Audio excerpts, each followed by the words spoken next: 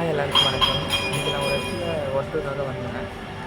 ஒரு கொரியர் அண்ணன் வந்து கொஞ்சோண்டு கொரியர் மட்டும் கொஞ்சம் பிடிங்க, நான் வண்டியை ஓரமாக விட்டுட்டு வரேன்னு சொல்லிட்டு போனாங்க. 1/2 ஹவர் ஆச்சு. என்னடா இன்னும் நானே காணுமேன்ட்டு நான் வெயிட் பண்ணிகிட்டே இருந்தேன். அதுக்கப்புறம் அவரும் வந்தார்.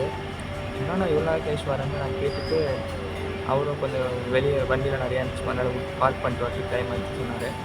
சரின்ட்டு நானும் என்னடா இவங்க இப்படி இருக்காங்கன்னு சொல்லிட்டு நான் வெளியே போயிட்டேன். அதுக்கப்புறம் கொஞ்ச நேரம் கழிச்சு பின்னாடியே வந்தார். வந்து உங்க எங்கேப்பா ட்ராப் பண்ணலான்னு கேட்டார். இல்லை நான் பரவாயில்ல நான் போய்க்கிறேன்னு சொன்னோன்னே வந்து ட்ராப் பண்ணிட்டு ஒரு வார்த்தை சொல்லிட்டு போனார். நீ அங்கே நின்றுதுக்கு ரொம்ப தேங்க்ஸ் பண்ணேன். எனக்கு என்ன ஆயிடுச்சுன்னா, முன்னாடியே அவரை நான் ஜட்ஜ் பண்ணிட்டணும் அப்படின்ற ஒரு ஃபீல் எனக்கு இருந்தது.